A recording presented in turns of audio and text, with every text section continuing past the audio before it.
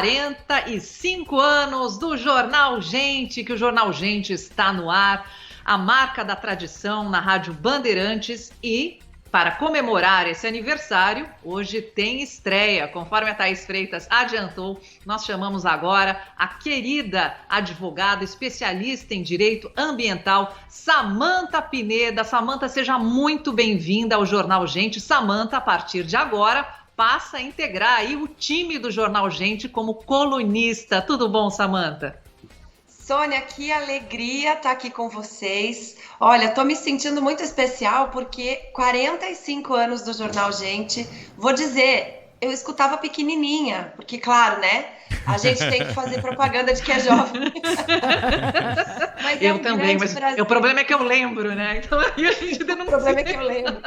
Mas é um grande prazer, sou muito grata por essa oportunidade para a gente falar desse tema, Sônia, que é tão importante. Eu estava ouvindo você falar da visita do Lula e dessa estremecida. Eu vim ontem de Portugal e ontem de manhã, eu no Uber, indo para o aeroporto, só se falava sobre o pronunciamento de Lula, e ele tinha sido convidado para falar lá em Portugal no dia 25 de abril deles, que é da República, né, a comemoração da República, e muita gente contra por conta da fala dele. Estaremos lá, inclusive.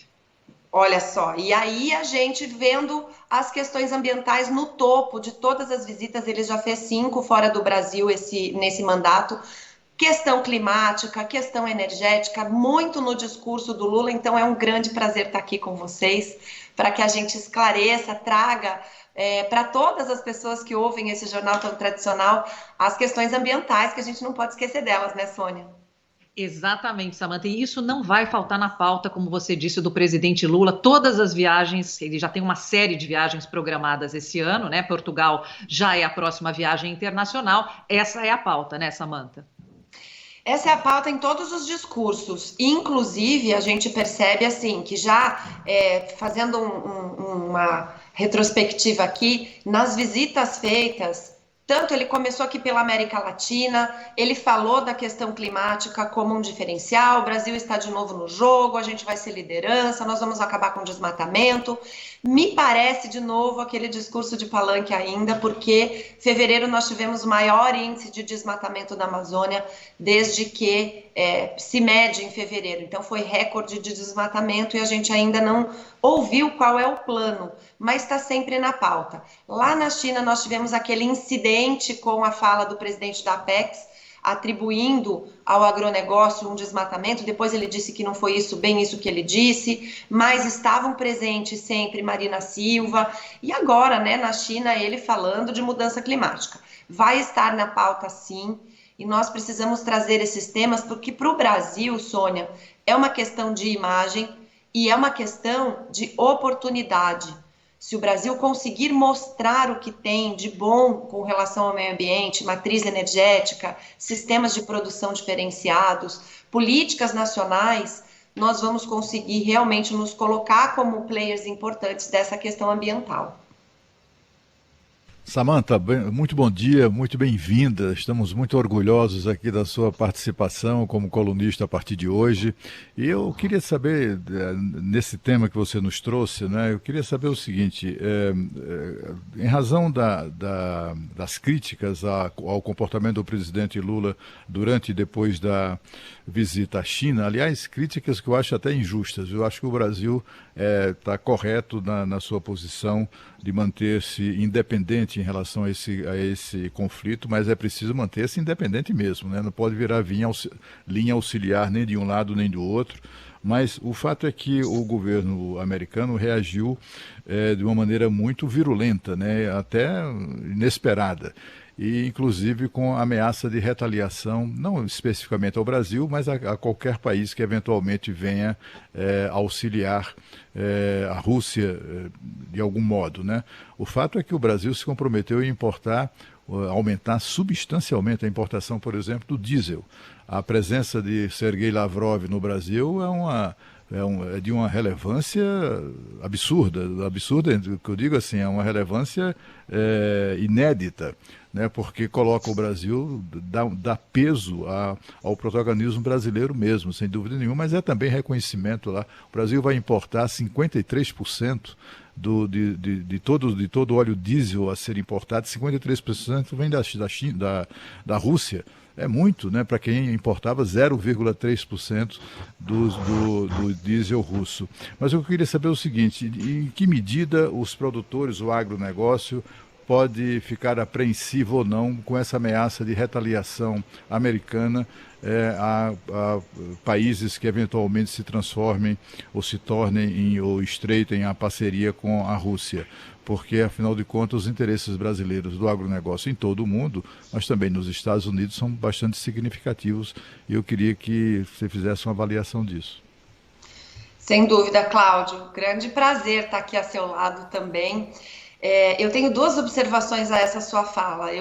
Independente de estar a favor ou contra o posicionamento do Brasil, eu vou trazer aqui a fala de Sônia Blota.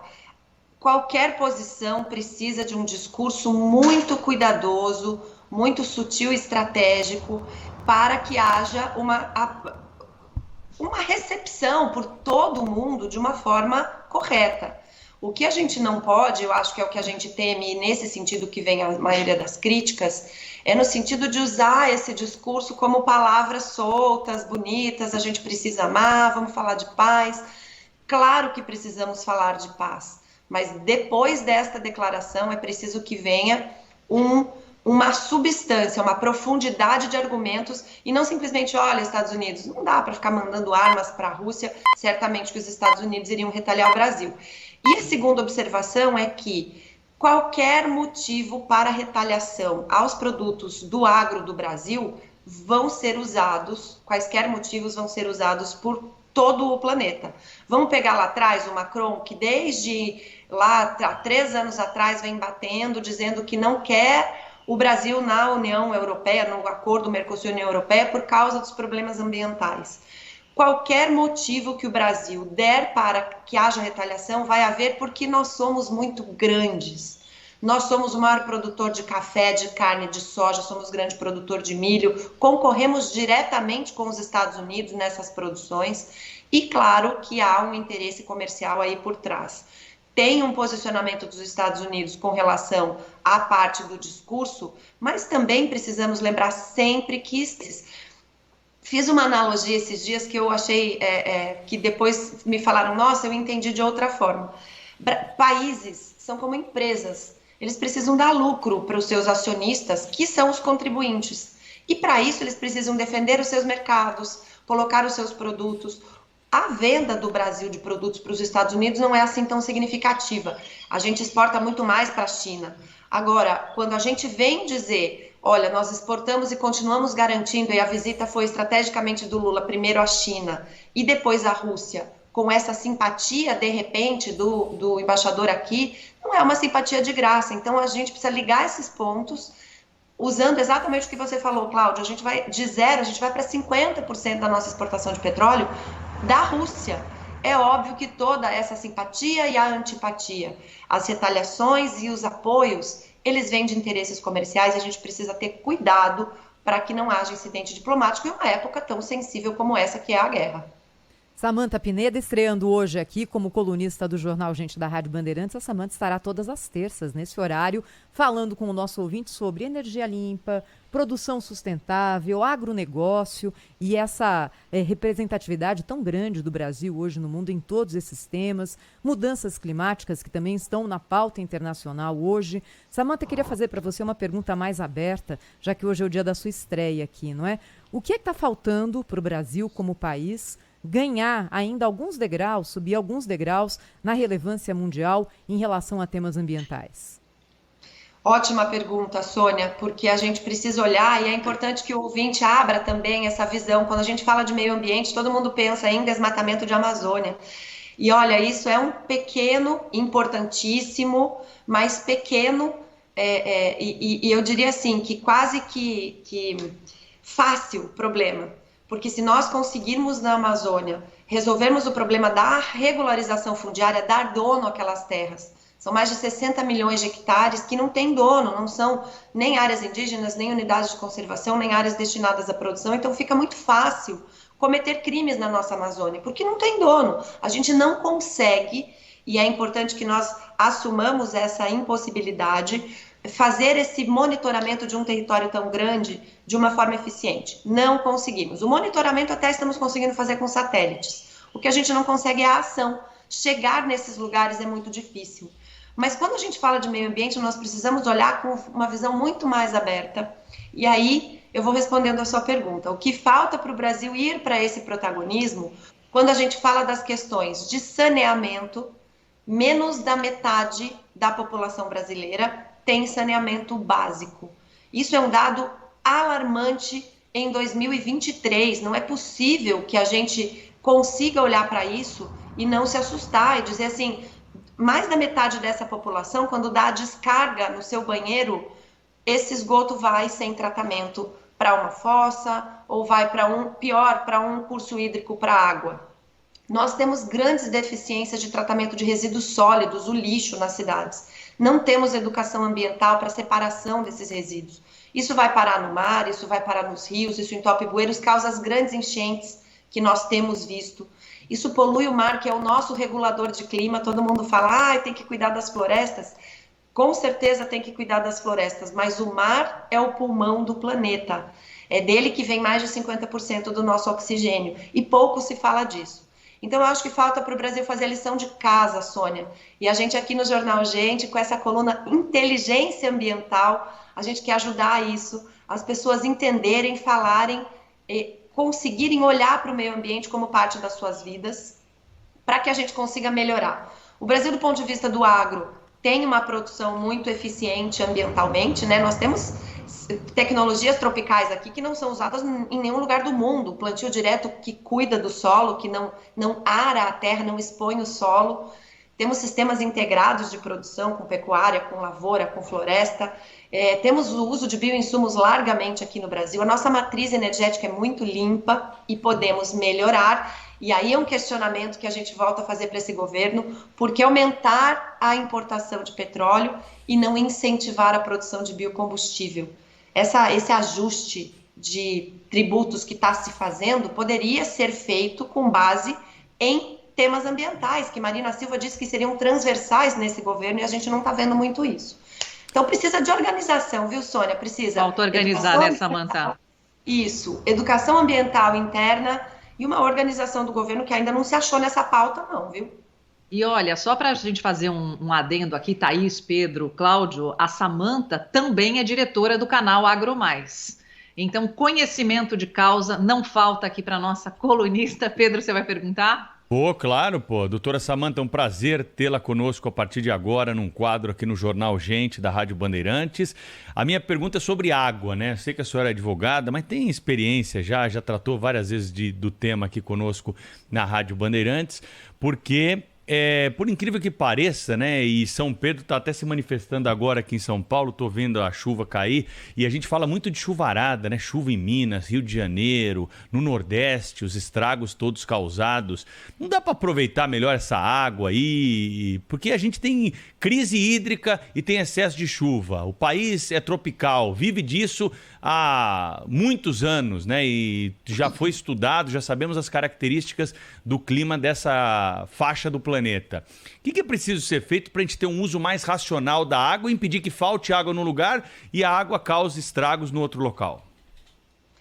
Pedro Campos, que prazer e que inteligência, né? Porque é exatamente isso. O nosso problema não é de falta de água ou de excesso de água. O nosso problema é de distribuição. Se nós tivéssemos sistemas... Eu estive em Amsterdã agora, anteontem eu estava lá, e o sistema de canais que fizeram em Amsterdã foi uma solução para a quantidade de água. Então a gente precisa olhar a questão da água por alguns vieses, né? O primeiro deles, claro, em relação a mudanças climáticas, há uma mudança no regime pluviométrico normal. O que a gente mediu de 50 anos para cá, está imprevisível daqui para frente, né?